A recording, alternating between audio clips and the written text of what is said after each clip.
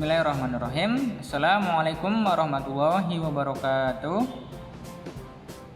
Semangat pagi anak-anakku yang ada di rumah.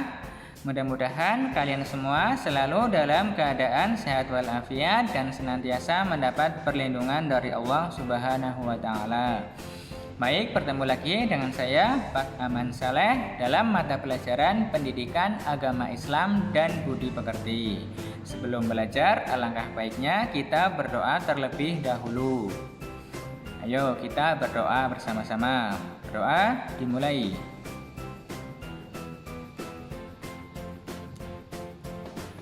Baik, pada video kali ini kita akan belajar bersama dengan anak-anak kelas 6, yaitu pelajaran yang keempat. Temanya adalah ayo membayar zakat. Anak-anak di sini sudah sering mendengar kata zakat. Coba ada yang tahu apa itu zakat? Zakat secara bahasa itu artinya tumbuh, berkembang, mensucikan atau membersihkan.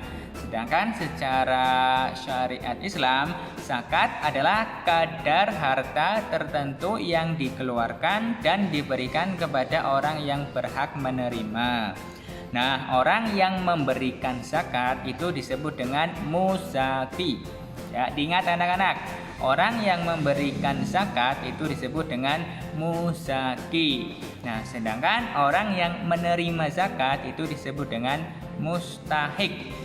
Ya, mustahik, orang yang berhak menerima zakat.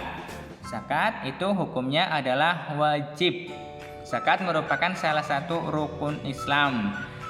Nah, zakat itu juga merupakan salah satu unsur pokok bagi tegaknya syariat Islam. Oleh sebab itu, hukum dari zakat adalah wajib atas setiap muslim yang telah memenuhi syarat-syarat tertentu. Yang berikutnya yaitu 8 golongan penerima zakat, 8 asnaf, yaitu 8 golongan penerima zakat. Sedangkan orang yang berhak menerima zakat tadi disebut dengan mustahik. Ada 8 asnaf atau 8 golongan. Yang pertama yaitu fakir. Fakir yaitu orang yang sangat sengsara dalam hidupnya serta tidak mempunyai tenaga dan harta untuk memenuhi kebutuhan hidupnya. Yang kedua adalah miskin. Miskin itu orang yang tidak cukup penghasilan untuk memenuhi kebutuhan sehari-hari. Nah, jadi antara fakir dan miskin itu berbeda ya anak-anak. Kalau fakir itu sudah tidak memiliki tenaga untuk bekerja ataupun mencari penghasilan. Nah, sedangkan miskin itu masih memiliki tenaga untuk mencari penghasilan, tetapi sama-sama masih kekurangan harta ataupun kekurangan dalam memenuhi kebutuhan sehari-hari. Sedangkan golongan yang ketiga yaitu amil. Nah, amil ini adalah orang yang mengelola zakat, disebut dengan amil. Sedangkan yang keempat yaitu mu'alaf. Mu'alaf ini adalah orang yang baru masuk Islam. Kenapa orang yang baru masuk Islam itu berhak menerima zakat? Nah, karena orang yang baru masuk Islam itu imannya masih lemah. Ya, sehingga ketika diberikan zakat diharapkan akan bertambah kuat imannya. Sedangkan yang kelima yaitu rikob. Rikob atau budak. Di zaman sekarang itu sudah tidak ada perbudakan atau rikob. Nah, sedangkan yang keenam horim. Horim ini adalah orang yang terlilit hutang dan tidak mampu membayar hutang tersebut. Ya, sehingga orang tersebut itu diberikan zakat ya untuk meringankan. Ingat-ingat ya, horim itu orang yang tidak mampu membayar hutang. Yang ketujuh yaitu adalah fisabilillah. Fisabilillah itu adalah orang yang sedang berjuang di jalan Allah. Itu juga berhak menerima zakat. Sedangkan yang terakhir yaitu adalah ibnu sabil. Ibnu sabil yaitu adalah seseorang yang sedang dalam menuntut ilmu ataupun sedang dalam perjalanan. Nah, ketika dalam perjalanan kehabisan bekal, ataupun kekurangan bekal, nah itu berhak menerima zakat. Nah, itu adalah 8 asnaf atau golongan yang berhak menerima zakat. Itu oleh Allah sebutkan di dalam surat At-Taubah ayat yang ke-60. Berikutnya adalah macam-macam zakat. Nah, zakat secara umum itu ada 2, yaitu zakat fitrah dan zakat mal atau zakat yang berupa harta benda. Namun pada video kali ini kita hanya akan membahas zakat fitrah.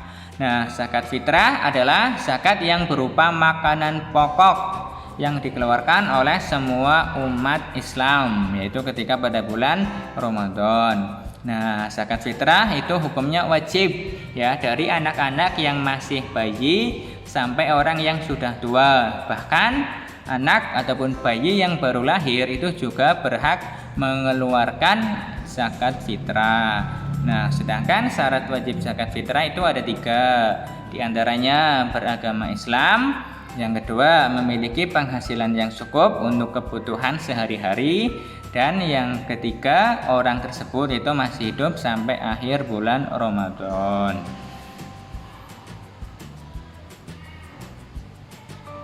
Yang selanjutnya yaitu adalah waktu pembayaran zakat fitrah. Nah, zakat fitrah itu boleh dibayarkan selama bulan Ramadan. Namun, waktu yang paling afdol, waktu yang paling utama yaitu saat akhir bulan Ramadan sebelum sholat Idul Fitri. Namun, boleh juga dikeluarkan selama bulan Ramadan. Tetapi, apabila dikeluarkan setelah sholat Idul Fitri, maka akan dihitung sebagai sedekah. Ya, apabila dikeluarkan setelah sholat Idul Fitri, maka akan dihitung sebagai sedekah, bukan zakat fitrah lagi. Sedangkan jenis dan harta yang dikeluarkan ketika zakat fitrah yaitu berupa makanan pokok, makanan yang sehari-hari kita makan. Nah, kita kan sehari-hari makanannya adalah nasi. Dengan seperti itu kita mengeluarkan zakat fitrah berupa beras. Sedangkan untuk ukurannya adalah sekitar 2,5 kg atau 3,5 liter. Demikian yang dapat Pak Guru sampaikan.